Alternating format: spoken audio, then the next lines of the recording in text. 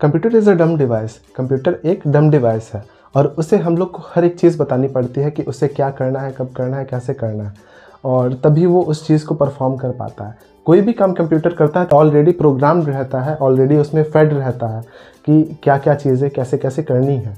और उसी तरीके की हम लोग को अगर कुछ कराना हो कंप्यूटर से प्रोग्राम लिख के, तो उसको हम लोग प्रोग्रामिंग कहते हैं।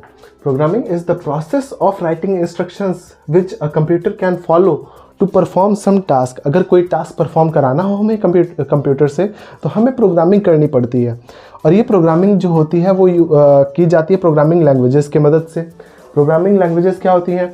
अब देखिए, हम आप सारे लोग, जो भी हम सारे लोग होते हैं, उन्हें क्या करना पड़ता है कि जैसे कि आप हैं कुछ बात कर रहे हैं तो आप हिंदी में कर सकते हो, इंग्लिश में कर सकते हो, या और कोई रीजनल लैंग्वेज या आपकी जो भी लैंग्वेज है आप उसमें बात कर सकते हो।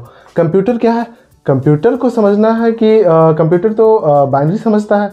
अब बाइनरी समझने के लिए बाइनरी में हम नहीं समझा सकते उसको, और वो इंग्लिश में नहीं समझ सकता। तो हमें एक मिडिल कुछ कोई ऐसी लैंग्वेज हो जो हम भी समझ पाए और कंप्यूटर को भी उसे समझने में आसानी हो, तो ऐसी लैंग्वेजेस आती है प्रोग्रामिंग लैंग्वेजेस।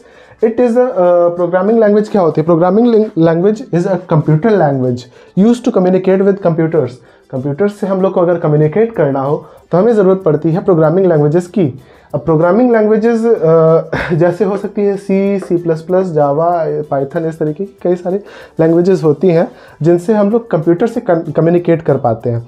अब यही लैंग्वेजेस दो टाइप्स की होती हैं, हाई लेवल लैंग्वेज और लो लेवल लैंग्वेज, और इन दोनों लैंग्वेजेस के बारे में हम लोग आगे चल के डिटेल में बात करने वाले हैं। अगर आपको सी प्रोग्रामिंग के सारे इंपॉर्टेंट कॉन्सेप्ट्स को समझना है शॉर्ट्स में, और अगर आपका एग्ज़ाम नज़दीक आ रहा है, तो अभी कभी इस चैनल को सब्सक्राइब कर लो।